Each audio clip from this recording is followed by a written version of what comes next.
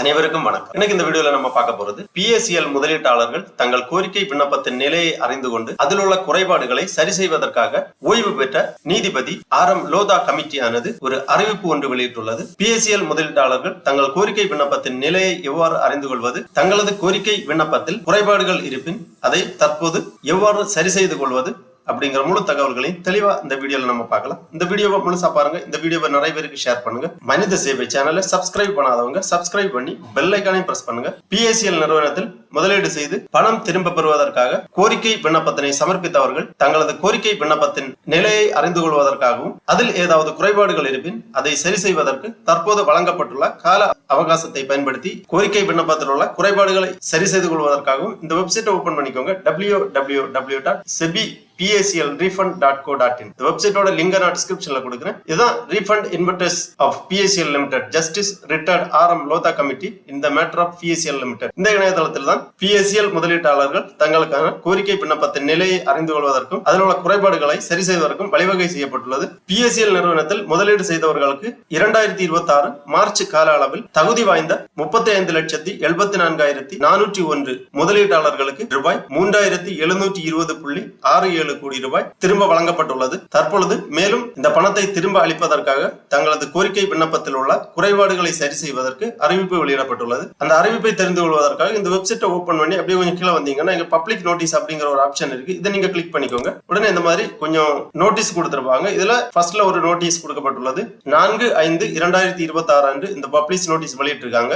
இந்த லிங்க்ல நீங்க கிளிக் பண்ணீங்கன்னா இந்த மாதிரி ஒரு ஃபைல் ஒன்று ஓபன் ஆகும். இதுல இந்த பப்ளிக் நோட்டீஸ் வெளியிட்டிருக்காங்க. Facility for investors of PSEL Limited to check status of deficiency in claim applications and making good those deficiency relating to bank account. The Justice Retired RM Lodha Committee has been refunding to investors of PSEL. However, certain application could not be processed on account of one or more deficiencies. The committee is now providing opportunity from May 7th, 2026 to investors or applicants who claim application were found deficient due to bank verification failure to make good the deficiencies in respect of bank account by logging in on www.sebi.PSELrefund.co.in. The above facility will be available to investors or applicants from May 7th, 2026 to August 6th, 2026. Nodal Officer cum Secretary Justice Retired RM Lodha Committee in the matter of PSEL Limited. இவ்வாறு இந்த public நோட்டீஸ்ல தெரிவிக்கப்பட்டுள்ளது. இந்த public notice